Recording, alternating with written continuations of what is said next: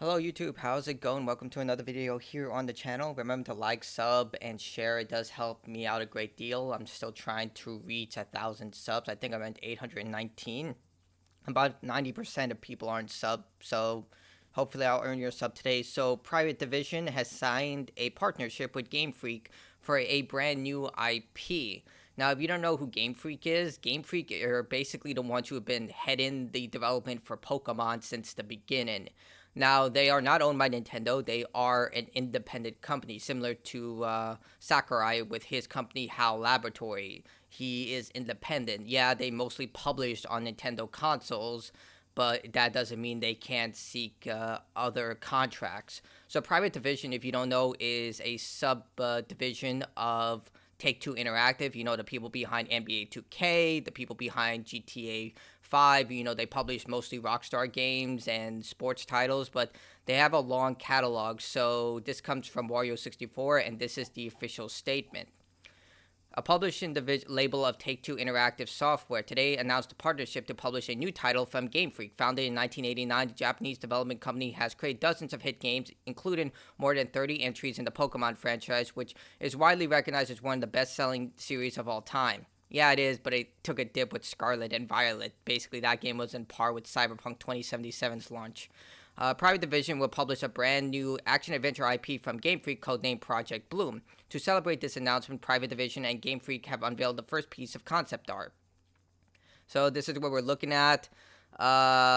It kind of looks like a Japanese motif with the hat and everything. You know, it kind of reminds me, if you ever played the game Remnant from Ashes, they're making a sequel to that. That's how I see this. It looks pretty, it's just a concept art. We can look here. I think this is it's definitely Japanese motif. We have a sword here, the outfit, everything.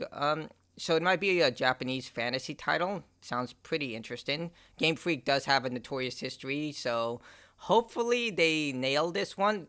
Seeing that they're not going to make this game as a console exclusive in terms of this just going to be on Nintendo Switch. It's likely going to be multi-platform because it is Take-Two Interactive. They want to maximize profit, so likely it'll come out on PlayStation 5, Xbox Series, PC, and likely Switch, but I would assume they would use the cloud option where they can offset a lot of the load onto cloud gaming. I mean, that's what games that are too demanding for the Switch, they usually do, like Resident Evil 7, Control.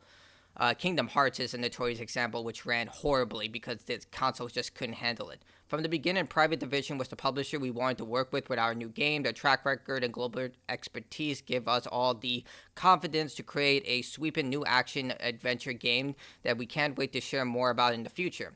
We are thrilled to have the opportunity to create new IP that is bold and tonally different from our prior work. So likely they're diversifying. It's not going to be campy and fun-loving like Pokemon. It might be a lot darker. We never know. From the beginning, Private Division was the publisher we wanted to work with our new game. Their track record and global expertise. Oh, it's just a quote right there. Over the past 3 decades, you've been hard-pressed to find a new studio which released more iconic hits than Game Freak, said Mike Wazowski, chief. Let's just go down to the next quote. We're ready to help Game Freak unleash their potential, and we're honored to be the first Western publisher to work alongside this exceptionally talented and proven team to bring a bold new IP to the market. That's right, Game Freak usually only works with Nintendo, so the fact that they're diversifying to Take-Two Interactive says something. It's pretty big. I mean, Take-Two Interactive is massive. They're a multi-billion-dollar corporation. GTA 5 makes millions of dollars every day, so if you're going to pick a company that has mostly endless money. Project Bloom is in early development and does not have an announced release date. It is expected to during Take-Two's fiscal year 2026. Private Division and Game Freak look forward to sharing more details about the game in the future. So my guesstimate, probably 2027 the game will come out if we are being generous, because games usually get delayed.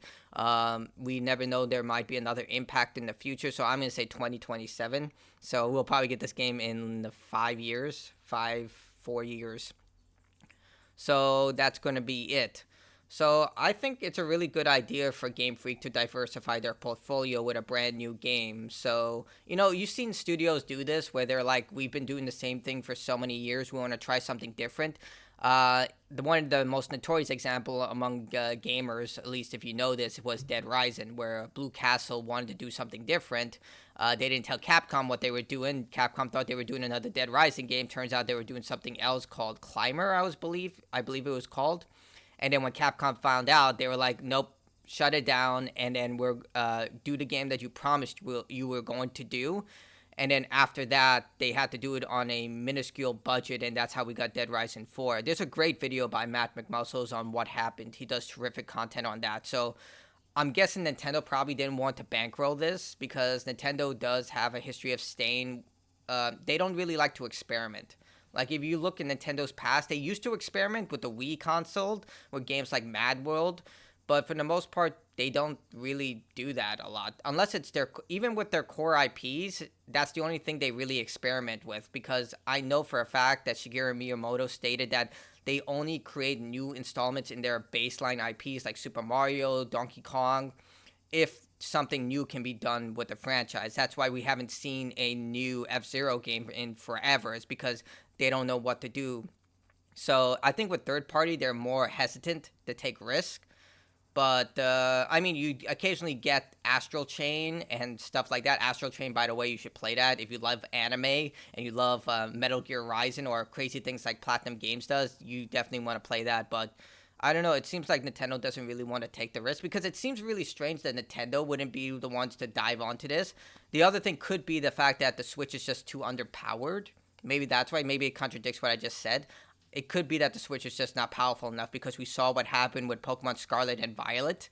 And maybe that's what's the turning point. They're like, we can't keep doing this. We can't keep stretching ourselves with new Pokemon games with a system that's underpowered and simply cannot perform. I mean, granted, Legend of Zelda Breath of the Wild is an insanely large game and does some amazing things. And from what I heard from Tears of the Kingdom, also does some crazy stuff.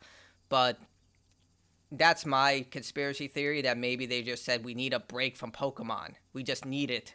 And we're going to do this with someone else and build up our portfolio despite it's being Game Freak. Game Freak is huge. But tell me what you think about this new game. I think based on this concept image, it looks pretty cool. But it's just an image, and that's all we have to work with. But for now, that's it from me. If you like the video, like it. If you dislike it, dislike it. This is me signing out. Goodbye.